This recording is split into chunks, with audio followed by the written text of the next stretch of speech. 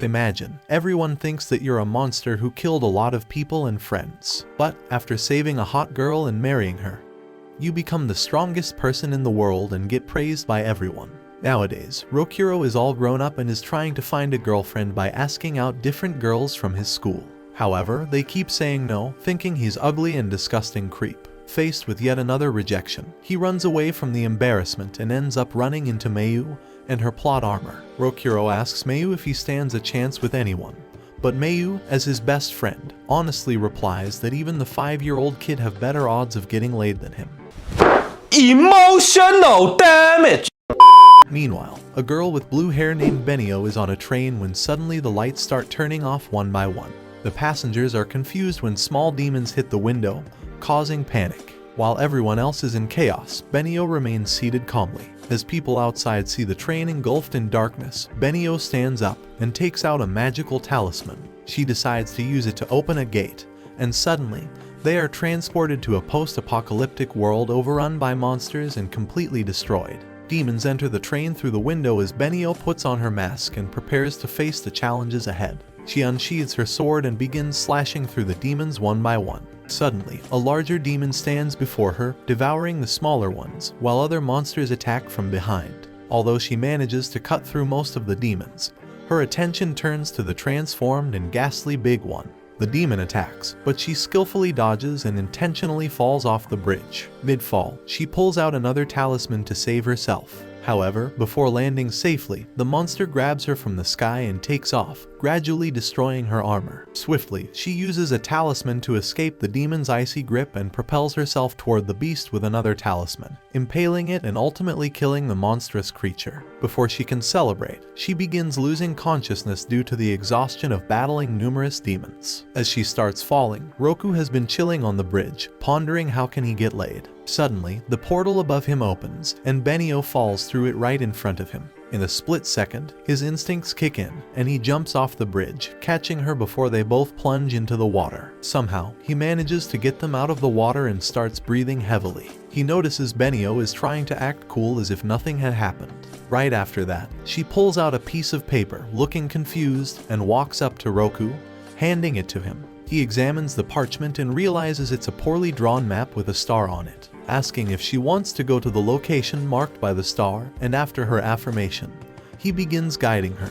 He tries to talk to her, but she ignores him, telling him he is ugly. Soon, both of them get lost, and Benio makes him buy some food for her, blaming him for her hunger and being lost. After all that, Roku is pissed, but he continues to lead the way. While navigating, they spot a pair of siblings playing, but suddenly darkness falls around them, accompanied by shouting noises. When they turn around, the siblings have vanished from the area. Benio swiftly opens a portal gate, making Roku realize that she is also an exorcist. Both of them get pulled into the devastated world, and as Roku opens his eyes, he's traumatized at the grim sight. Meanwhile, the injured brother instructs his sister to run away from an approaching monster. The creature is about to attack them when Benio quickly intervenes, plunging 2 swords into its face and beheading it.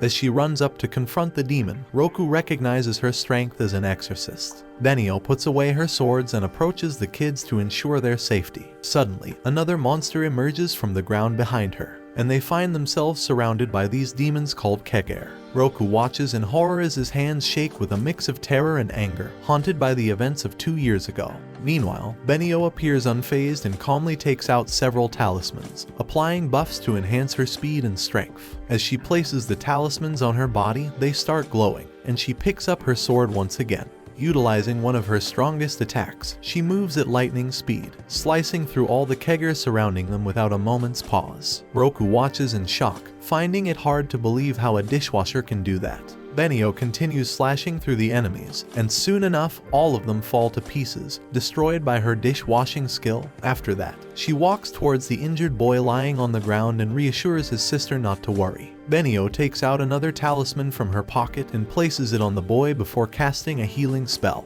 The boy wakes up and thanks Benio, while Roku approaches her and commends her impressive fighting ability and stamina. Annoyed, Benio asks why he is there, and he explains that she dragged him along. Before they can leave, the ground beneath them suddenly trembles and breaks open, revealing a giant spider-like Kegare that seems to have come straight from dump, ready to attack them. Benio instructs Roku to take the kids to safety while she deals with the ugly spider. Roku promptly leads the children away, and Benio gets ready to face the spider, jumping up its limbs one at a time. However, when she attempts to attack its head, she is forcefully blasted away to the ground.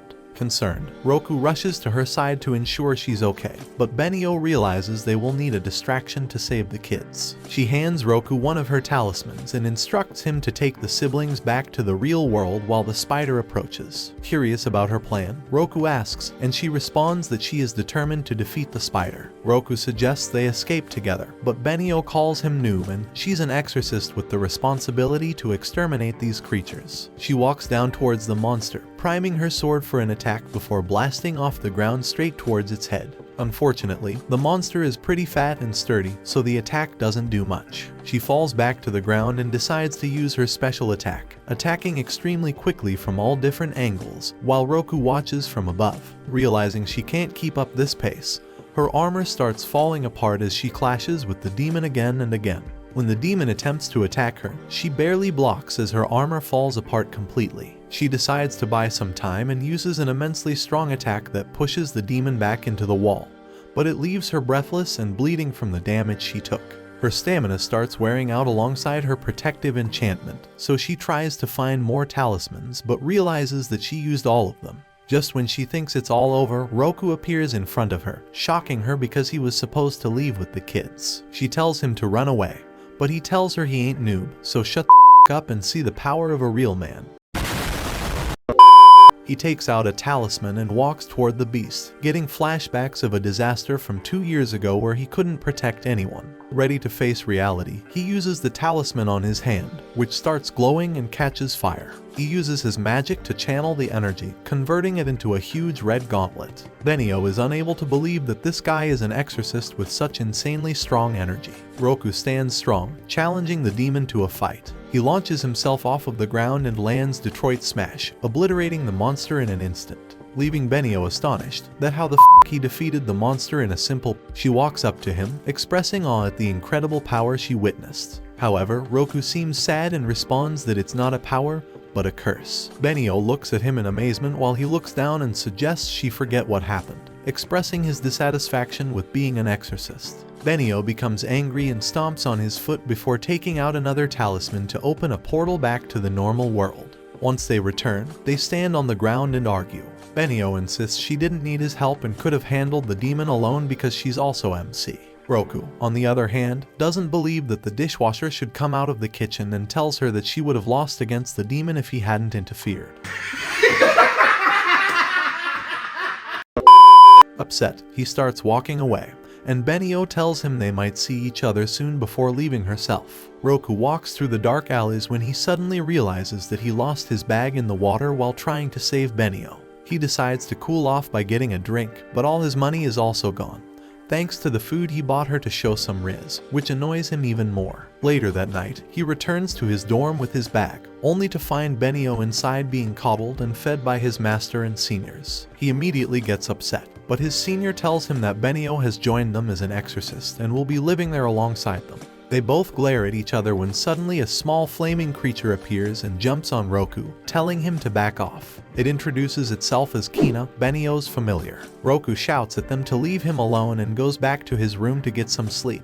The next morning, he's abruptly woken up by Benio, who shoves tissue up his nose and covers his mouth, startling him. Shocked to see her in the room, he asks why she's bothering him so early. She replies that the power she saw yesterday was amazing, and she wants him to go with her into the portal to see who is stronger between them. Roku immediately declines, stating that he has no interest in going inside the portal ever again. Undeterred, Benio walks up to him and threatens to destroy his Excalibur, but he still refuses and kicks her out of the room, along with Kina. He shouts that yesterday was just a fluke and emphasizes that he never wants to be an exorcist again. She stands in the hallway when she spots her senior and asks if a Kegare has appeared. Soon, all four of them walk through the portal only to find a huge monster in the distance. The seniors immediately panic, but Benio seems to be on edge as she starts running towards the monster, putting on her mask and dodging the Kegare's attack. She takes out talismans and puts on her enchanted armor, jumping up, dodging attacks, and running up the monster's arms before reaching its head. Benio then takes out her ethereal swords and is about to strike down the demon when it tries to attack her. Thankfully, she blocks the attack and chops through the arm, leaving the seniors in awe. She starts cutting the demon into pieces, but it's not as tough as the giant spider Roku defeated in one punch. Remembering the promise to her brother to become the strongest exorcist, she thinks about Roku, who is much stronger than she can ever be. With determination, she makes the final hit and destroys the demon all by herself. After that, they return to the normal world. The senior asks Benio if Roku fought a demon in front of her, and she replies that he defeated one of the strongest Kegare she has seen. They get into a car and start talking, where the senior informs her that Roku came to the dorm about 2 years ago after something terrible happened to him, causing him to stop being an exorcist. Meanwhile, inside his room, Roku gets bored and decides to take a bath. Like typical anime, he opens the door just as Benio is getting out of the shower, leading to her chasing him around the entire dorm with a sword in her hand.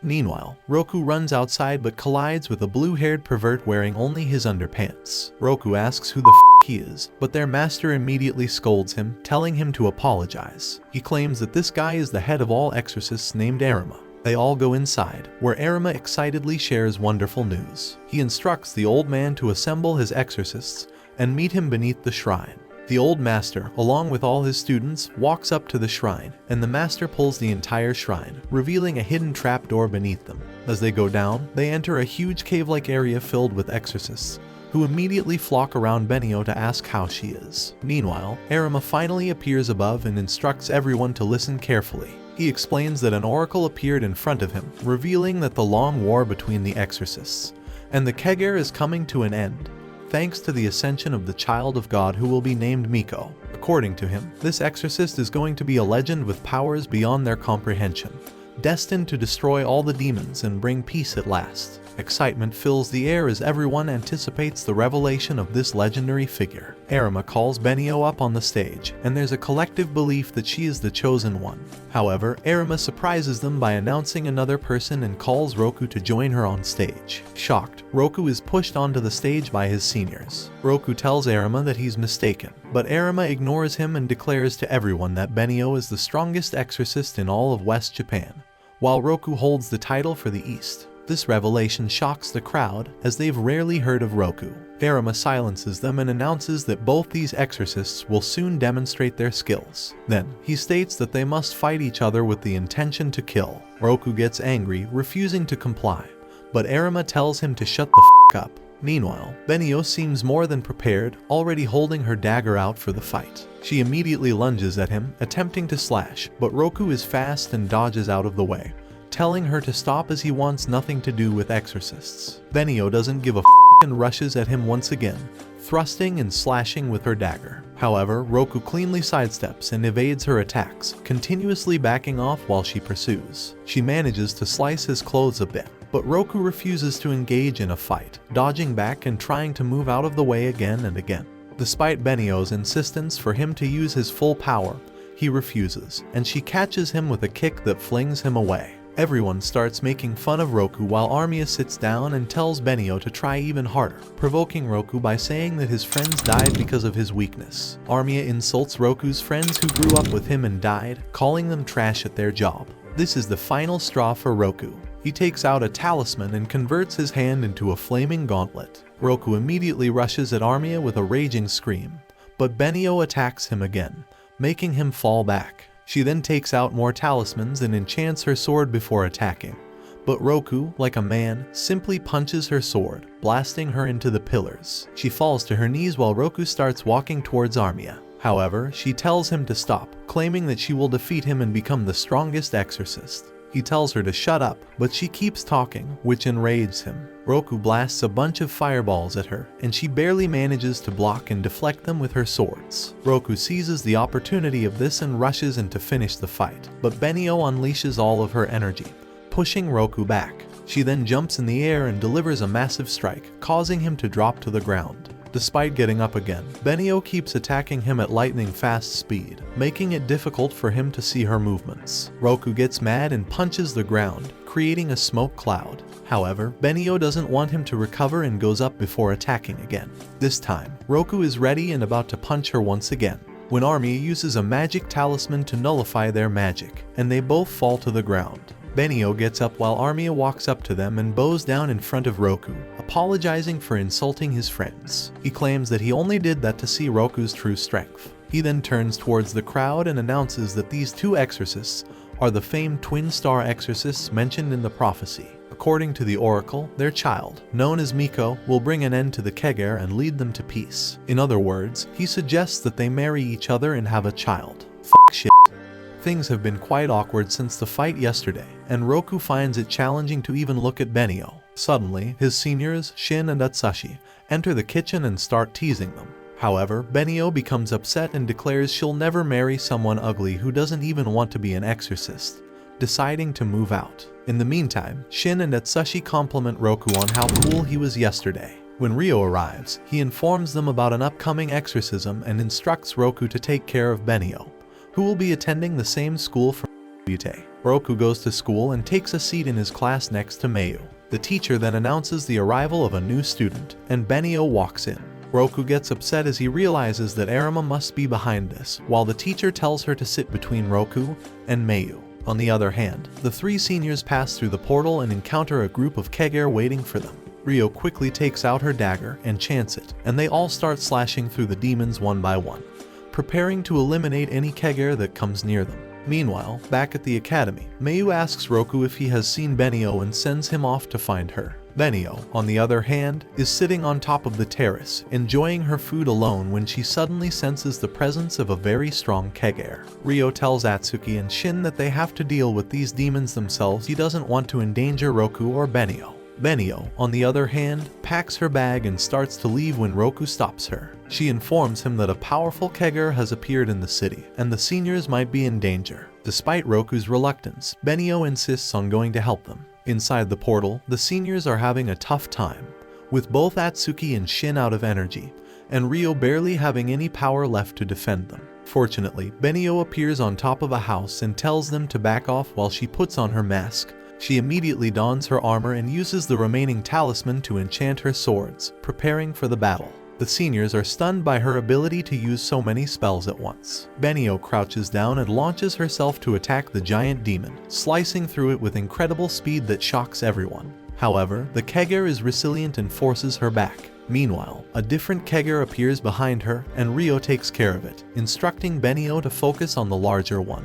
The giant Kegare ends up being too much for Benio to handle, and it creates a small portal that damages one of the rides at an amusement park. Fortunately, Roku is passing by and immediately rushes in to rescue the kids. Meanwhile, Benio uses one of her special attacks to land a considerable number of hits in quick succession, pushing the demon back. She then jumps up into the sky and employs her special technique to slash through the Kegare from head to toe, cutting it into two pieces and completely destroying it, while seniors just stare at her. Back in the real world, Roku ascends the ride and approaches the kids, urging them to grab onto him as the ride teeters on the brink of collapse. One child takes his hand and reaches safety, while the other, paralyzed with fear, hesitates as the ride starts losing balance. Recalling his friends, Roku reassures the scared child to trust him and take the leap. In a clutch moment, he grabs the boy's hand just before the ride crashes down below. Having saved the kids, Roku returns to his dorm and finds Benio and the seniors waiting for him. Benio notices the dirt on Roku's clothes and asks about it, but he downplays it as inconsequential. Shifting the conversation, he inquires about how the exorcism went. Benio enthusiastically shares that it was amazing, and they all head inside for a sleep. The following morning, Riro gathers everyone for a meeting and announces that the seniors will be submitting their exorcism reports before embarking on additional exorcisms. Benio shares that she plans to clean her swords and study for exams, while Roku casually mentions he'll just relax. Riro suggests to Roku that he should focus more on his studies, leading him to leave for some fresh air. Meanwhile, Riro and the others head to the city to submit their reports and then proceed to an old house for an exorcism. While researching the history of the house, Who discovers that the original owners passed away, and their son subsequently rented it out. Strangely, since that time, approximately 11 people have disappeared from the house without a trace. Riro instructs them to split up and thoroughly check each room with utmost caution. Despite their efforts, they don't sense any Kegare around. To be certain, they decide to purify every room. As they reach the final room, an ominous presence becomes palpable. They ready their weapons, but suddenly an overwhelming sense of fear paralyzes them. Shivering, they express their desire to leave, but Riro urges them to stay strong and opens a portal. In an instant, they find themselves facing a colossal two-headed Kegare. The creature swiftly attacks Shin and Atsuki, slamming them into the wall. As they recover, they realize that Riro, along with the monster, has vanished. Hastily returning home, they encounter Roku, who just arrived. They recount how Riro was taken by a Kegare waiting for them through the portal, leaving Roku horrified. Desperate, he rushes to Benio's room, where she is organizing her talismans, and implores her for help in rescuing Riro. Benio comprehends the seriousness of the situation and urges Roku to stand tall, emphasizing that an exorcist should never need to beg for a fight. Grateful for her support, they start preparing. On the other side, Riro is navigating through the streets, wounded and fatigued, attempting to evade the colossal Kegare relentlessly pursuing him. As he hides in dark alleyways, he realizes the absence of talismans to escape this dire situation. Suddenly, the monster, like his ex without makeup, discovers him and smashes him. Struggling to regain balance, Riro endures another attack, the monster's tentacle piercing his leg. Despite cutting off the tentacle and falling to the ground, the Kegare strikes again, using its tentacle to hurl him into a building. The area is torn apart, and Riro is thrown once more. With minimal energy remaining, he spits out blood, surrounded by smaller Kegare closing in. Acknowledges that there seems to be no escape. Resigned to his fate, he rises once more, clutching his sword with the realization that his enchantment has worn off. Prepared to bring down at least one monster before his demise, he faces the approaching Kegare. As the Kegare closes in for the final strike, Riro, in a last burst of energy, thrusts his sword into the monster's eye. Although the monster remains unyielding and seizes Riro, on the brink of devouring him, Roku unexpectedly appears and delivers a powerful punch to the demon. He checks on Riro, discovering his severe condition, further fueling his rage as Riro is like a big brother to him. Suddenly, the monster reappears behind him, but Roku retaliates with a powerful uppercut. As smaller demons surround them, Riro urges Roku to leave for his safety, but Roku insists on staying.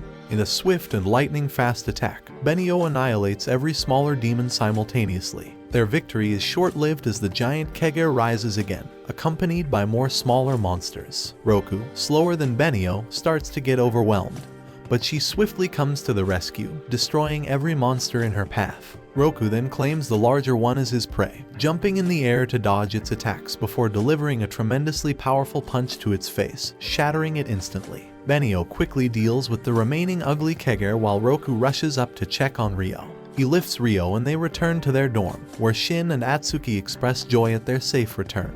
Later that day, Benio revisits the haunted house and purifies it entirely. Upon leaving, she notices Roku sitting alone. When she inquires about his presence, he bows down in gratitude, thanking her for helping save Riro. Benio insists he stands up, because he's even looking more ugly, sparking their usual banter once again.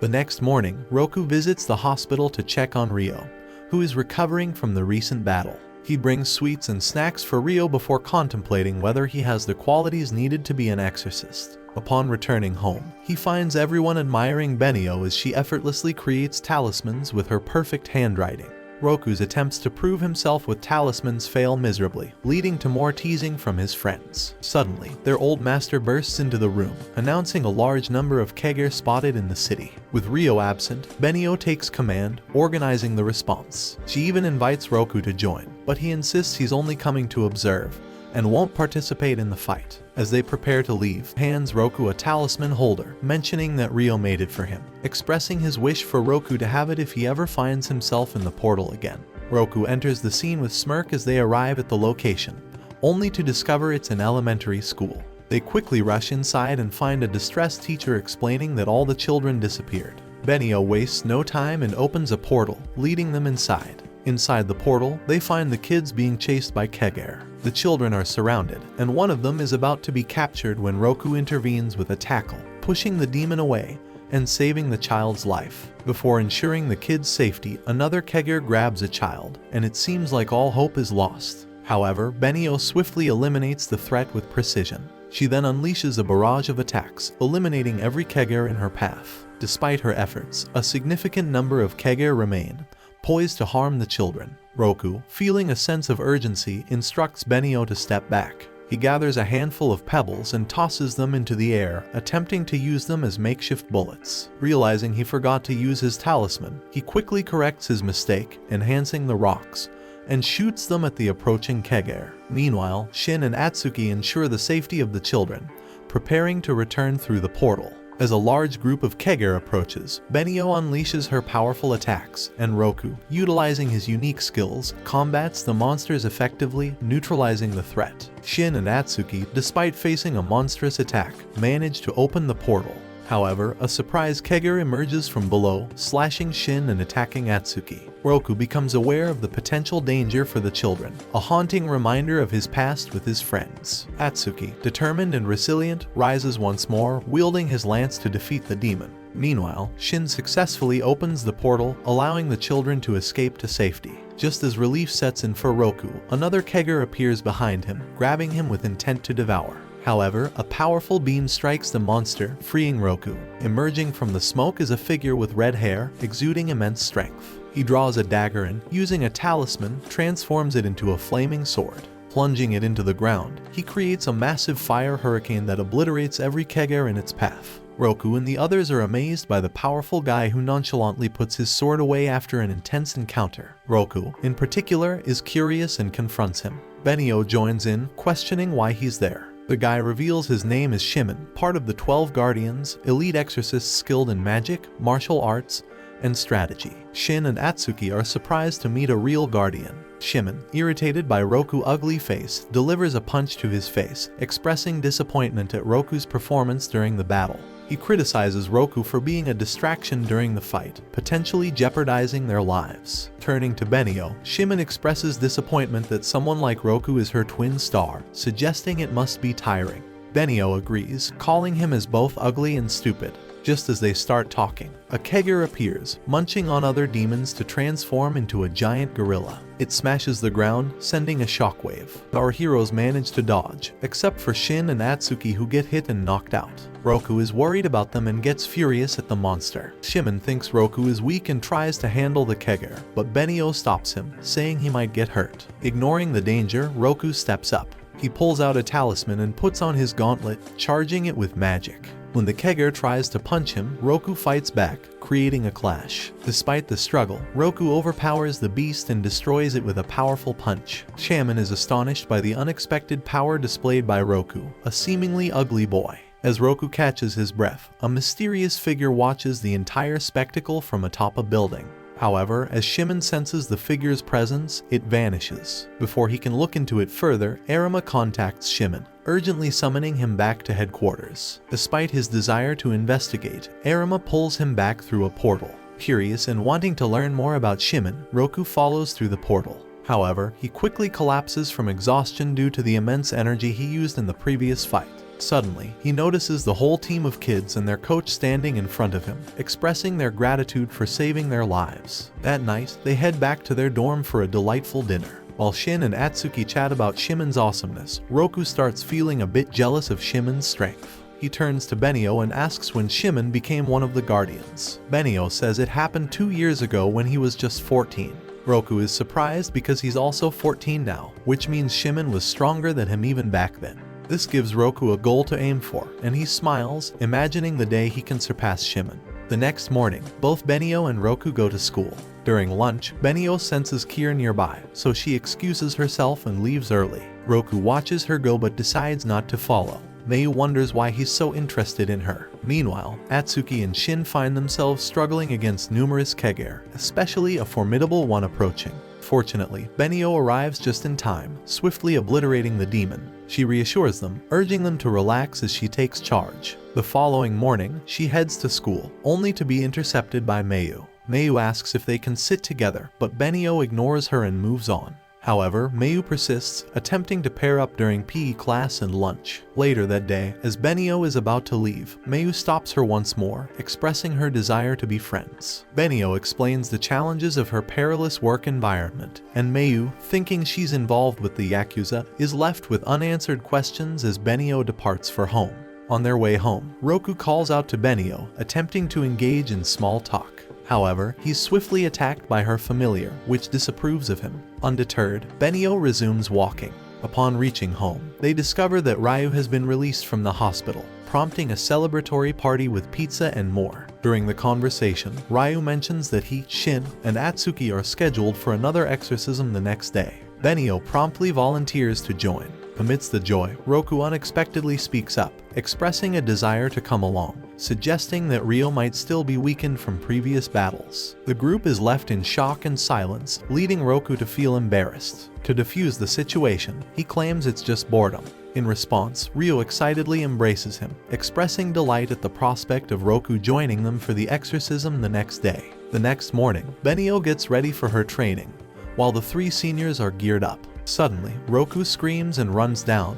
Realizing he woke up late, they assure him not to worry and leave. Benio goes for a jog, recalling that Ryo entrusted Roku with this task to gauge his commitment. While running, Mayu intercepts her, claiming she's jogging to lose weight. Benio's stomach rumbles, and Mayu takes her with her. Meanwhile, Roku is already deep into combat, swiftly using his talisman to infuse energy into rocks and then using them as bullets to blast away a bunch of Kegare all at once, while Ryo finishes up dealing with the demon inside the captured cube. Just as they're about to celebrate, a bunch of Kegare pop up from the ground, trying to surround Roku.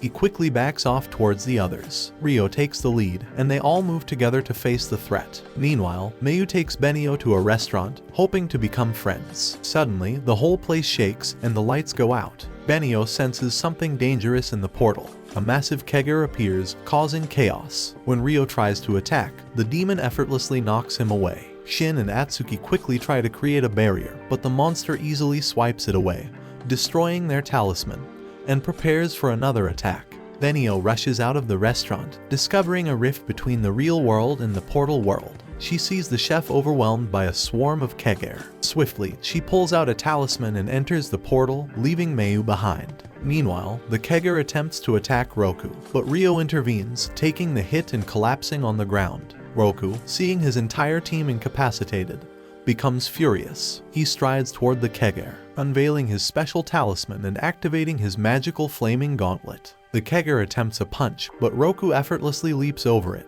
scaling its arms to deliver a devastating punch to its face, instantly obliterating it. Meantime, Benio confronts Kegare and rescues the chef before deciding to return through the portal. Upon coming back to the real world, Mayu embraces her, tears streaming down her face, expressing her fear for Benio's safety. Benio, initially overwhelmed by these emotions, eventually reciprocates the hug, finally embracing their budding friendship. They walk back together, and Mayu shares that she's familiar with exorcists, as her grandfather is an old master for one of the dorms. Benio has a sudden realization that Mayu's grandpa is the old master at their dorm. Simultaneously, Mayu grasps the fact that Benio is living with Roku and hastily rushes back to the dorm. They find Roku and the others who have just returned from their exorcism. But the moment Mayu sees Roku, she jumps on him and starts hitting him for not informing her about Benio all this time. Living with her. The next morning, Arima visits the dorm wearing his beach shirt and shorts. He informs Benio and Roku that he has a special test for them, shoving them into his car before driving away. Roku is puzzled, unsure of where Arima is taking them, as they seem to be heading more towards residential areas. Arima instructs them to be quiet, stating they don't know anything about the training ahead. Arima then stops in front of a massive mansion, parking his car before leading them inside. He reveals that this used to be his holiday mansion, where he brought many chicks to clap them. He shows them the vast area, complete with a beautiful pool, sunbathing area, and a fully equipped home gym. While Benio is impressed by the gym, Roku remains suspicious. His doubts are confirmed when Arima guides them to a special room with mood lighting, draped curtains, and an elegant clamshell bed. Arima bounces on the bed, sharing its previous plots, and declares that it's now both Roku and Benio's mansion. According to him, they need to learn to stay together and each other so they can get baby. This leaves Roku embarrassed, and he kicks Arima into the wall just as the door opens, revealing the old master entering the room and claiming that all the belongings have already been shifted by the packers and movers. Arima tells Roku, as the head of the Exorcists, it's his responsibility to ensure the prophecy comes true and that Roku doesn't die a virgin. He then leaves with Kina, promising to call them later once they're settled. Some time later, Roku enters his bedroom, feeling flustered at the thought of finally being close to a girl. In her own room, Benio looks around and decides her bed is in the wrong place. While attempting to move it, the entire room starts tilting, forcing them to lean against the wall. The partition between their rooms opens and a screen lights up.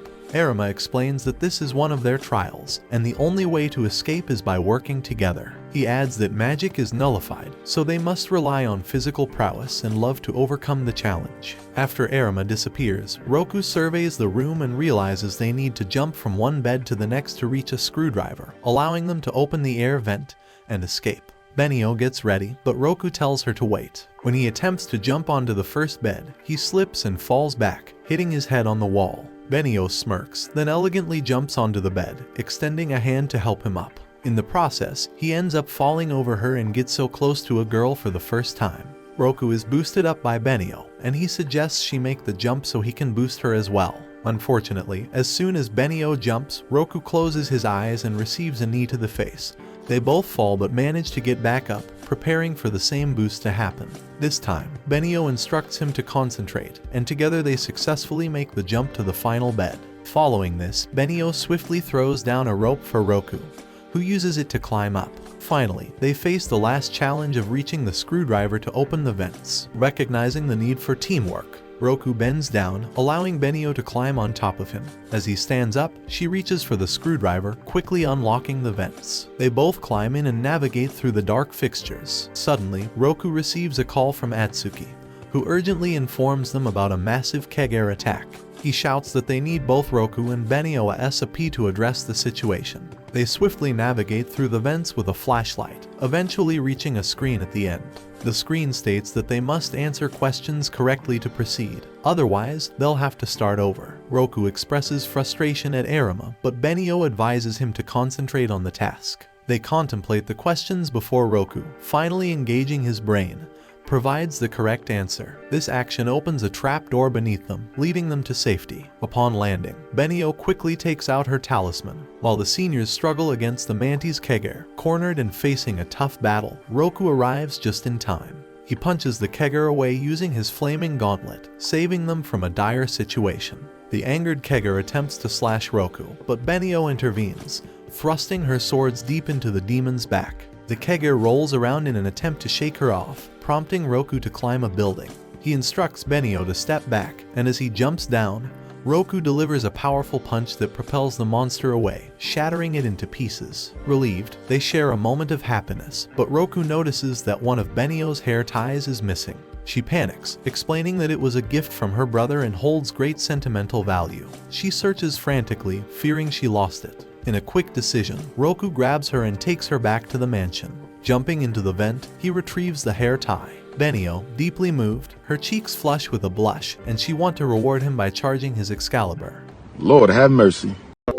Later, as they share dinner together, Benio is preparing for sleep when Roku asks her about her brother. She sits down and reveals that they were twins, and she always admired him as he excelled in everything. He gifted her the hair ties during a festival. After their parents divorced, they were separated until she learned that her brother had died while protecting some friends during an exorcism. Roku comforts her, sharing that he doesn't have any parents and became an exorcist because they raised him since he can remember. This revelation strengthens their bond. Feeling a newfound connection, Benio goes to continue charging his Excalibur.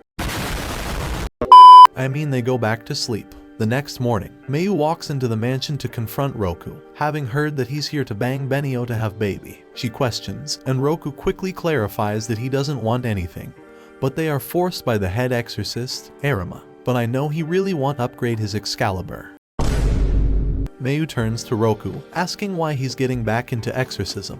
Despite her warnings and pleas for him not to dive into the pain again, Roku reveals that he's already become an exorcist once more. Mayu starts yelling at him, expressing her concern about seeing him in so much pain, which hurts her deeply. Benio steps in, acknowledging Roku's incredible power and how it has saved many lives, including hers. Mayu continues to argue, questioning the worth of his actions if he ends up sacrificing himself. In response, Roku thanks her for caring about him but asserts that he has chosen to rejoin exorcism, understanding the risks. He emphasizes that if saving even a single life is possible, it could all be worth it. Mayu, overwhelmed with emotion, starts crying and leaves the house, walking sadly back to her own place. Along the way, she recalls finding Roku alone by the river, crying and burning all his talismans because he couldn't save his friends. Lost in her thoughts, Mayu suddenly spots a girl in the mirror's reflection.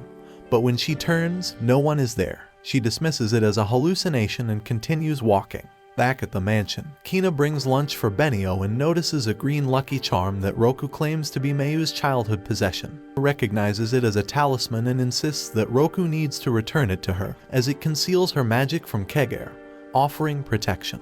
Realizing the significance, Roku becomes anxious and immediately rushes to Mayu. While Mayu walks, she suddenly feels as if she's being grabbed, and when she looks behind, there's nothing there. Turning to the mirror, she's shocked to see a dirty-looking girl grabbing onto her reflection. Before she can react, the girl smiles creepily and pulls Mayu into another world. When she wakes up, she finds herself in a completely different place, surrounded by a red wasteland, feeling a sense of fear. As Mayu looks around, she sees the little girl laughing maniacally with red eyes before transforming into a giant, half-octopus Kegare. The monstrous creature grabs Mayu with its tentacles and brings her close to its chest, where she sees more Kegare waiting to devour her. Terrified, she starts crying, hoping for someone to save her. The Kegare is about to harm her when Roku arrives with a Detroit smash to the monster's face in pure rage. The impact forces the Kegare to release her, and Roku catches her immediately, asking if she's fine. He reassures her that he'll save her, and she falls unconscious from exhaustion. Roku gently places Mayu down and turns towards the towering Kegare, determined to teach it a lesson. As he prepares to confront the monster, Benio unexpectedly appears, suggesting that Roku tend to Mayu while she takes care of the Kegare. However, Roku refuses, expressing his desire to defeat the Kegare himself. They launch a joint assault, with Roku delivering powerful punches and Benio slashing at the creature. To their surprise, this Kegare proves to be much stronger than any they have faced before. Before they can formulate a plan, the Kegare is suddenly struck by several magical attacks and is swiftly annihilated within seconds. A sleepy-looking guy emerges from the shadows, casually remarking that it should have been an easy job for them. The man walks up to Mayu to ensure she isn't harmed before turning his attention to Roku, inquiring about how he has been. Trembling in his place, Roku faces him. It becomes clear that this guy is Seijin, one of the 12 guardians. Beyond that, he is Mayu's father and the master of both Roku and Riro,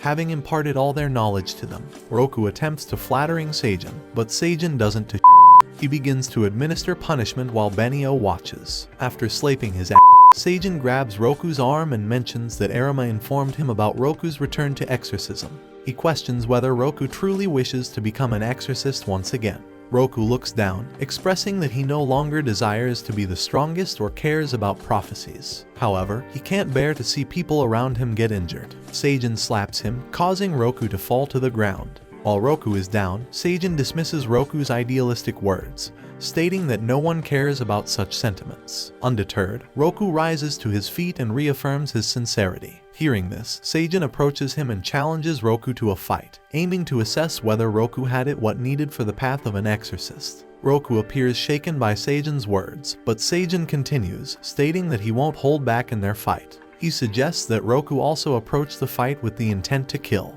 The battle commences, and Seijin swiftly deploys a talisman to create rock bullets, shooting them casually at Roku. Despite Roku skillfully dodging each attack, Benio notices that the magic and power behind Seijin's assault surpass Roku's. In a surprising move, Roku employs a giant rock bullet to crush Seijin, who demonstrates that size doesn't matter by effortlessly exploding the massive rock with a tiny pebble. Ready for a punch, Roku emerges from inside the rock, but Seijin swiftly uses his magic to take away Roku's talisman and counters his punches. The gauntlet has already vanished, and Seijin observes that Roku, despite his words, didn't want to hurt him. Seijin declares Roku unworthy of the talisman, crumbles it, and puts it in his pocket. Despite Roku's attempt to recover, Seijin kicks him to the ground, placing his feet on top, asserting that Roku can never be a good exorcist. Calling him weak, Seijin reminds Roku of an event from 2 years ago, piquing Benio's interest, prompting her to ask what happened. Seijin turns to Benio, questioning if she is aware of what Roku did during the disaster. She shakes her head. Seijin informs Benio that Roku's hands are stained in blood. Despite Roku telling him to stop talking, Seijin persists. He reveals that 2 years ago, a disaster occurred in the Hina dormitory. According to the news, Kegare emerged from the portal and killed all the trainees residing there. The only survivor was Roku, who becomes visibly upset, as her brother went to that dorm after their separation and ended up being killed by one of the Kegare. Seijin sadistically discloses that there was not a single Kegare appearing from the portal that day. Instead, every trainee was killed by none other than their dear friend Roku, who lost control of his power that day. Benio, unable to believe this revelation, approaches Roku with a pained expression and asks whether all of this is true. Roku, looking down, remains unable to speak. Seijin continues by revealing to Roku that one of his childhood friends named Yudo was Benio's brother. This information takes Roku by surprise, as he had no idea that their lives were connected to this extent. Benio, still gritting her teeth, presses Roku again about the tragedy, and finally, Roku accepts the truth, acknowledging that whatever Seijin said was accurate. Unable to control herself, Benio takes out her sword and points it at Roku, challenging him to a fight. Roku doesn't reply and simply looks down in defeat. Seijin calmly puts Benio's hands down, claiming that there is more to the story. Suddenly, a sound is heard, and the cloaked boy walks up to them, calling Roku out as if he is a long-lost friend. Roku is shocked to hear this voice, while Seijin looks at him and immediately realizes that he is Yudo. Yudo walks up, takes off the cloak, revealing his blue hair and an eye patch. Benio is left speechless and attempts to call out to her brother, but no words come from her throat. Seijin tells Yudo that he was waiting for him to show himself and takes out his talisman. However, Yudo mocks him and threatens Mayu's life, forcing Seijin to stop. Roku's shock turns into blistering anger as he shouts at Yudo, questioning why he is still alive. Yudo mocks him further, claiming that the wound he gave him has fully healed, and he is here to rekindle their friendship. Roku, fueled by rage, charges towards Yudo, but Yudo casually clicks his fingers, summoning magical ropes from the ground that completely tie up Roku. Seijin is surprised, noticing that Yudo didn't even use a talisman for the magic. He goes up to Roku, taunting him about his friends and mocking him for being so useless. In response, Roku shouts at him, demanding to know what he did to the other kids 2 years ago. 2 years ago, only Roku and Yudo were strong enough to go on exorcism missions and defeat Kegare, while the other kids were still in training.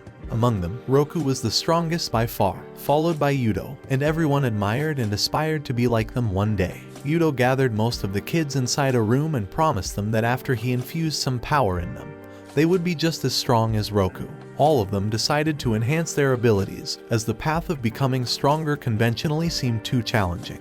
They assembled inside a room where Yudo prepared for some kind of ritual, and closed the door before initiating his dark magic. Meanwhile, Roku returns and inquires about the whereabouts of the others from the 2 girls downstairs. They inform him that the others are in Yudo's room, prompting Roku not to dwell on it much. He decides to head out for some pudding, but when he attempts to open the gate, he fails. Upon reporting the issue to one of the girls, the other is suddenly blasted away into the lobby by a mysterious force. Roku and the remaining girl rush to find her crumpled on the floor, motionless. Another girl, in tears, warns them that something terrible is about to happen and pleads with them to stop Yudo, expressing her fear of turning into a Kegare. Suddenly, the crying girl undergoes a monstrous transformation right before their eyes. Before they comprehend what is happening, the entire dorm is overrun with Kegare that were once her friends. Roku and the green-haired girl attempt to escape outside, but the door is locked. A Kegare grabs the girl from behind, opening its mouth menacingly while she pleads for help.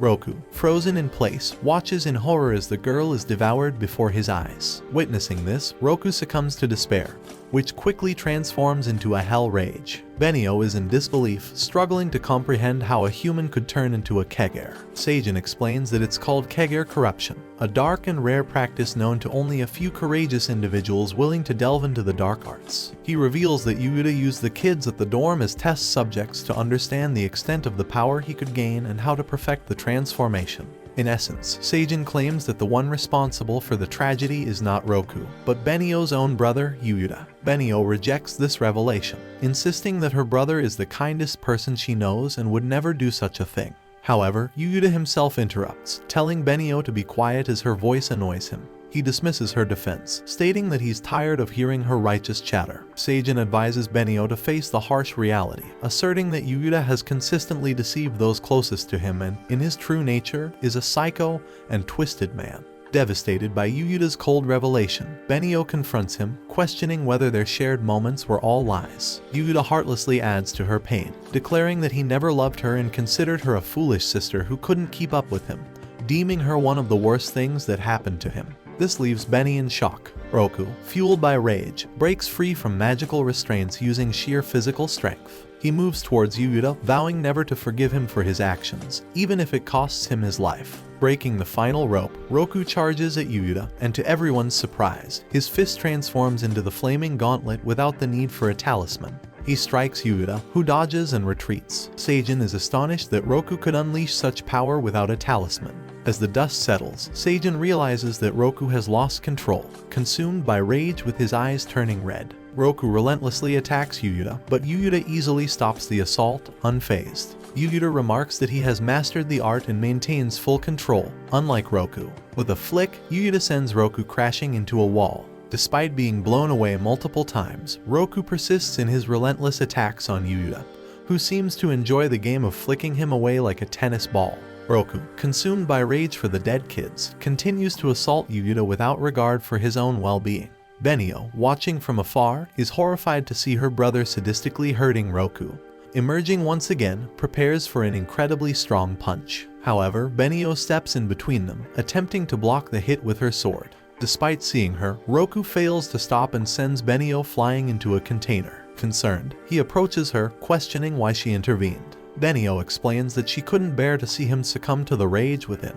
Yuuta, walking up behind Roku, offers him a position by his side, promising to make him even more powerful. Roku, however, vehemently refuses, stating that he would rather die than join forces with Yuuta. Unfazed, Yuuta smirks, claiming they will meet again. He advises Roku to become even stronger so that he doesn't get bored, then casually walks away. Seijin advises Roku not to pursue and opens a portal, taking Mayu with him as they enter the real world. Benio, devastated, kneels down, bowing in front of Roku and begging for forgiveness for the pain her brother caused. Roku urges her to lift her head, explaining that it wasn't her fault, and he shares the blame. He admits that he should have recognized Yuuta's true nature after living with him for so long. If they had confronted Yuuta 2 years ago, none of this would have happened. Roku reflects on how he's been avoiding battles to avoid the pain of what happened 2 years ago, but in doing so, he hasn't improved and is as strong as he was back then. Determined, he stands up and vows to get stronger to defeat Yuuta. Benio also rises, expressing her desire to become stronger with him to bring her brother to justice. A couple of days pass, and Roku stands in front of the mirror, recalling how they approached Seijin for training. However, Seijin returned Roku's talisman, stating he didn't have enough time, and walked away. Suddenly, Benio interrupts him in the bathroom, telling him to f*** off as she needs to use it. Roku heads to the living room, finding a MILF seated on the couch surrounded by flowers. Benio joins him and immediately recognizes the woman as Subaru, one of the 12 guardians and her teacher. Another peculiar cat-like figure named Tada is introduced, also one of the 12 guardians, but there's not much known about him. Roku suddenly realizes that if Subaru is one of the 12 guardians, she must be incredibly strong. He asks her to train him so that he can become stronger. Benio follows suit, bowing down and pleading for training. Surprisingly, Subaru agrees, stating that their training will commence the next morning. The following day, Subaru instructs them to go to a special training location, which turns out to be a boutique. There, they get fitted with new clothes. However, Subaru transforms the training into what seems like a date, and compels them to spend time together. They struggle initially, but after getting exhausted, Roku buys a bunch of food for Benio, making her happy. They then sit by the river where they first met, and Benio eagerly enjoys the food. While engaged in a conversation about life, a swarm of Kegare suddenly appears out of nowhere, catching them by surprise. Benio reacts swiftly, opening a portal, and they both enter only to find an overwhelming number of Kegare awaiting them. Roku immediately draws his talisman, summoning his flaming gauntlet, while Benio uses her enchantments, preparing to defend against anything that comes their way. However, Benio notices that Roku is struggling to control his arm, and he drops to his knees in pain. When Benio tries to help, Roku loses control and inadvertently lashes out at her. She manages to dodge his attacks, and Roku, amidst the struggle, urges her to run away. Determined, Benio refuses to flee and uses one of her tranquility talismans on Roku. Although it calms him down and helps him regain control, Benio expends a significant amount of energy in the process. She drops to her knees. Exhausted, they prepare to face the Kegare, and Roku leaps forward, swiftly dispatching several Kegare in his path. Unfortunately, Benio is too weak and falls down, unable to defend herself. As a swarm of Kegare approaches, Roku rushes in to protect her, grabbing her tightly to prevent her from getting hurt. Suddenly, a group of Kegare emerges from behind them. They turn around to witness every Kegare surrounding them being annihilated, and the source is none other than Subaru. Dressed in a Victorian gown, she walks up to them. Despite the initial relief, they find themselves surrounded once again. However, Subaru reassures them and takes out her talisman, revealing a pistol hidden in her fan. With precision and skill, she begins blasting away at the Kegare, eliminating each one with a single hit. To their amazement, Subaru effortlessly dual wields the guns, better than Kirito duo-wielding sword. Roku is astonished by Subaru's strength as she showcases the might of a dishwasher, shooting away everything in the wave of Kegare. The onslaught seems never-ending, prompting Subaru to call in the big guns. She decides to go into Rambo mode, pulling out a shotgun and blasting every moving thing around her like a total psycho. Then, she grabs a Tommy gun, performing her best impression with unparalleled intensity. Roku notices that he's under attack as well, but without moving an inch, every single Kegare around him is obliterated. Benio explains that nobody knows the extent of his powers, making him a mysterious and formidable figure even among the 12 Guardians. Subaru keeps blasting, eventually landing a massive blow that annihilates every Kegare in the vicinity. Both Roku and Benio are shocked by her stamina and magical prowess, noting that she doesn't even break a sweat. They then make their way out of the portal. Later that evening, Roku and Benio return from their date only to discover that the entire house has been renovated and now resembles a palace. Roku is utterly confused when he suddenly spots Subaru looking MILF. As his Excalibur starts glowing, Benio notices this and promptly kicks him away, accusing him of being a pervert. But what can a man do when Subaru-like MILF appear in front of him? The next morning, Roku finds himself assigned to needlework alongside Benio, but he struggles to do it properly. Frustrated, he claims that Subaru is taking advantage of them. Benio suggests that Subaru might have a reason for it, and then it dawns on her, Subaru is trying to increase concentration. Roku has been losing control of his right arm repeatedly. Later, Roku makes tea for Subaru, who has been lounging around, bossing them around. He hands her the tea, but she makes a small fuss before accepting it. Benio hurries up with some food and gives it to Subaru. Now, Subaru demands a shoulder massage from Roku. Frustrated, Roku shouts at her to stop messing with them, realizing how weak he has been recently. He acknowledges that he's been losing control over himself, and Benio has had to save him every time. Subaru simply laughs and dismisses the idea of traditional training, stating that any kind would be useless as they can't think together. She emphasizes the importance of understanding non-verbal cues as a team, suggesting they should be ready for any circumstance. However, Subaru points out that they are incredibly bad at understanding each other. Benio defends herself, claiming she understands Roku completely. Subaru laughs at this and proposes a game of hide and seek. She challenges them, stating that if both of them can find her together, she will start taking them seriously and proceed with rigorous training.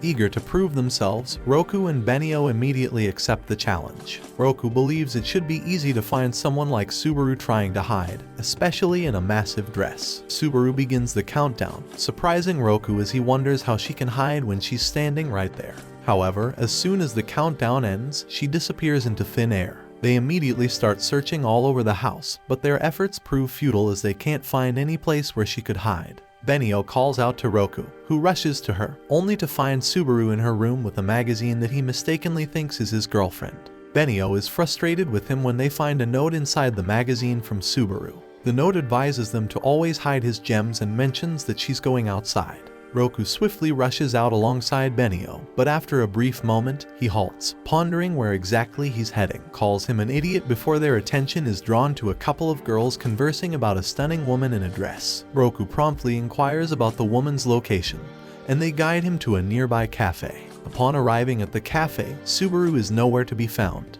However, Benio notices a teacup with lipstick on it, indicating that Subaru had been there. Roku questions the waitress about Subaru's recent movements, and she discloses that Subaru visited a clothing store. Urgently, they head to the nearest clothing store, where the owner informs them they just missed her, and she went into an antique shop. Racing to the antique shop, they learn that Subaru felt hungry and proceeded to a nearby restaurant, prompting them to head there next. Inside the restaurant, the waiter inquires if they are Subaru's friends, attempting to engage in small talk. However, Roku becomes irritated and demands the waiter to cut the nonsense. The waiter informs them that Subaru consumed a significant amount of food and mentioned that her friends were on their way to cover the bill. They exit the restaurant, exhausted, and to Roku's dismay, all his money is gone. Feeling defeated, Roku contemplates calling off the search, but Benio insists they can't give up. She suggests they think about what Subaru might have considered at this point. Benio speculates that Subaru might have gone to a fitness class as she wanted to go on a diet, an idea that Roku agrees with. They both hastily rush through a Zumba class.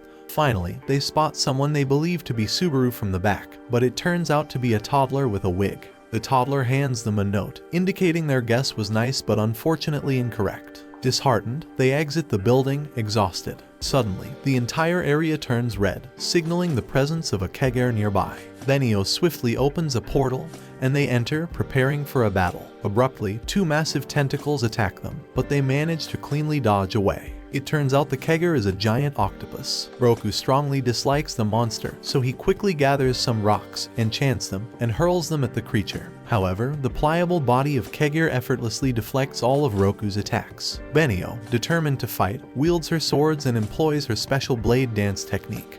But the blubbery octopus body remains unaffected. Suddenly, the octopus releases a massive smoke screen, shrouding the area and separating Benio and Roku. Despite calling out to each other, they struggle to find their way. The octopus seizes the opportunity to launch attacks, but both Benio and Roku agilely evade them. Roku hesitates to use his talisman, fearing he might accidentally harm Benio or lose control of his arm. Similarly, Benio refrains from unleashing her attacks, apprehensive about accidentally hurting Roku. Before they could strategize, the monster strikes Benio once more. Although she avoids the first hit, the second tentacle catches her, sending her crashing into the wall. Roku tries to reach her, narrowly avoiding the attack but falling to the ground. Benio gets up, realizing she should focus on where Roku is moving, not the monster's actions. They synchronize their movements, charging up for an attack. The octopus strikes, and Roku, using his gauntlet, punches its tentacles, while Benio rushes in to destroy them.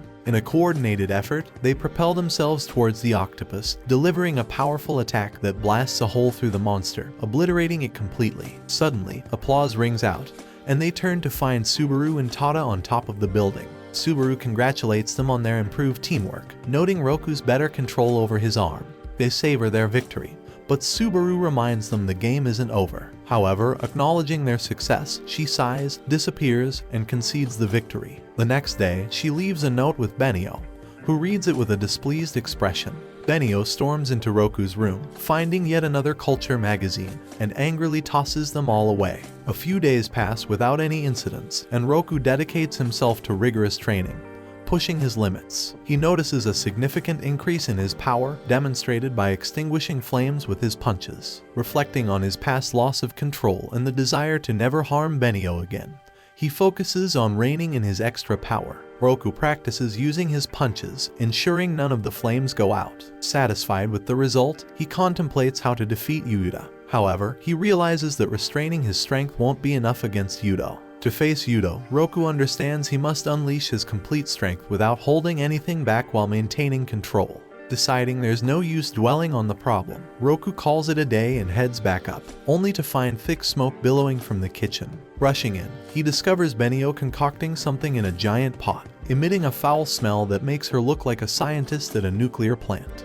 Baffled, he asks what she's cooking, and she explains it's a healthy lunch with veggies, sardines, tunas, snails, goobers, and other bizarre ingredients. Despite Roku's protests about her cooking, Benio pays no attention, insisting the dish is ready. Refusing to eat anything, Roku watches as she presents a glass of Chernobyl juice that she claims to drink every day for health. Benio even made a glass for him, but Roku remains hesitant to try it. Benio demonstrates how to drink the juice by downing it swiftly, calling Roku disgusting.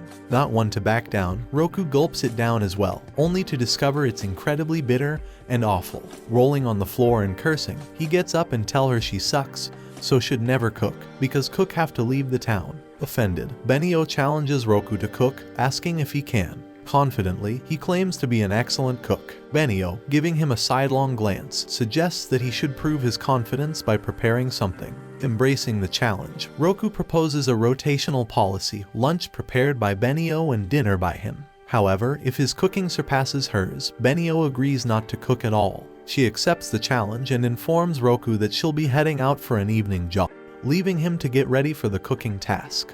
Benio heads out, jogging alongside the riverside, lost in thoughts of home-cooked meals. She notices a happy mother-daughter duo carrying groceries, reminiscent of her own family. Benio recalls her mom asking her dad about his food preferences, even when facing a giant Kegare. Her parents, being strong exorcists, always work together to defeat Kegare, coordinating their attacks to destroy the threat with a single, orchestrated strike. Their impressive teamwork earned them admiration, and Benio, even as a child, aspired to be like them when she grew up. Meanwhile, Roku takes over the entire kitchen, using every available ingredient to create the best dish possible for Benio. In the midst of his culinary adventure, he becomes distracted and accidentally burns something. However, he regains control and, after some time, finishes cooking a single bowl of egg fried rice. The aftermath leaves a pile of utensils to be washed. Roku waits anxiously, realizing it's been quite a while since Benio went out for a jog.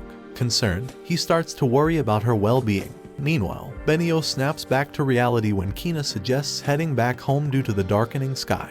However, Benio appears uninterested in socializing and continues running in the same direction. Suddenly, a sense of unease sets in, prompting her to stop.